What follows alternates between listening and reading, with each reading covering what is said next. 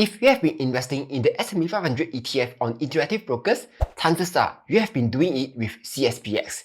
It is iron the most out, low cost, and for years, it has been the go-to choice for long-term investors outside the US. But there's actually another ETF that tracks the exact same S&P 500 ETF, and it is SPYL from SPYL. While SPYX has a 0.07% expense ratio, SPYL charges a lower 0.03% expense ratio. That's more than half the cost. However, even though SPYL has been available on IBKR for quite a while, the catch was that whenever you try to buy it, IBKR would automatically route your order through the Swiss stock exchange. And that meant paying a much higher $4 commission per trade, instead of the usual $2 you would pay for buying SPYX. But recently, that has changed. IBKR now automatically routes SPYL through the London Stock Exchange by default, which means when you buy SPYL today, you will pay the lower $2 commission, which finally puts it on par with SPYX. And just in case you're wondering,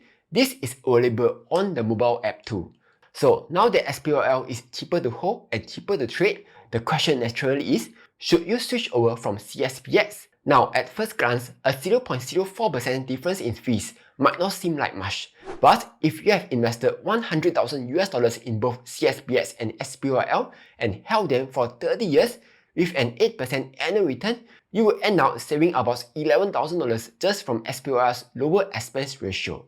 And that's just assuming you only invested once and never added another dollar. But now, let's say you are investing $1,000 every month instead. Over the same 30-year period, your total savings would grow to around $21,600. And that's a huge savings. In fact, that's almost enough to cover almost a full year of expenses for many people, or even shave a few years off your journey to financial independence. But fees aside, are there any other factors you should consider before switching over? Well, both ETFs deliver almost the same performance. They track the exact same S&P 500 index, have nearly identical sector weightings, and even share similar top holdings: Apple, Microsoft, Nvidia, the usual names. So fundamentally, there's no real difference in what you are investing in.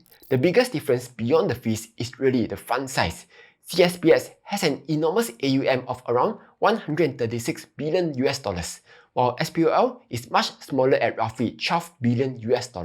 Though, that isn't a big issue, since in order for a fund to be financially viable, it generally needs at least $50 million in assets. So with a $12 billion AUM, SPYL is well above that threshold, and there's no risk of it shutting down anytime soon. In fact, SPYL's average trading volume on the London Stock Exchange is actually higher, which means its trades are just as efficient, if not slightly better as compared to SPYX. Which brings us to the question of, should you switch over? Well, if you are just starting your investment journey or planning new monthly contributions, then switching to SPYL makes perfect sense. It is cheaper to hold, gives you the exact same exposure to the S&P 500, plus is now cheaper to trade. But what if you already have a sizable SPYX position, say around $360,000 or more? By selling your holdings and buying SPYL, you will incur more than $100 in trading fees. That might sound like a lot at first, but given SPYL's lower expense ratio, you will actually earn that back within the first year. So even for larger portfolios, switching could still make sense financially. That said, even if you don't switch, it really isn't a big deal. Expense ratio changed all the time. In fact, when SPYX was first launched, its expense ratio was at 0.4%. Then, in 2013, iShares cut it down to 0.15%. And just a year later, it was reduced again to 0.07%, where it has stayed ever since. So the truth is, these expense ratios are always changing, though not so much recently. But are you really going to jump between ETFs every time you find a cheaper ETF?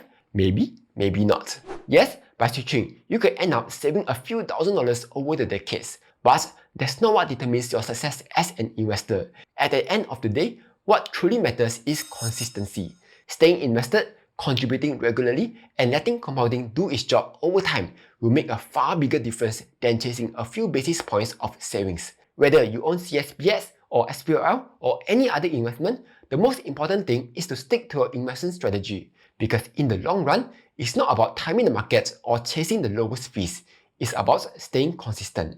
And speaking of sticking to your plan, Did you know you can now easily set up a recurring investment plan directly on the IBKR mobile app? All you need to do is open up the stock or ETF that you want to invest in, tap on the three dots at the top right corner, and select Create Recurring Investment. From there, choose your start date, the amounts that you want to invest, say $100, and your investment frequency. Once you confirm, IBKR will automatically execute the trade for you on schedule. So you don't have to worry about market timing or forgetting to invest. And that's really the secret to building long-term wealth. Automate your process, stay consistent, and let time and compounding do the heavy lifting. So whether you are on Team CSPS or Team SPYL, the key is the same. Pick a plan, set it, and let it run.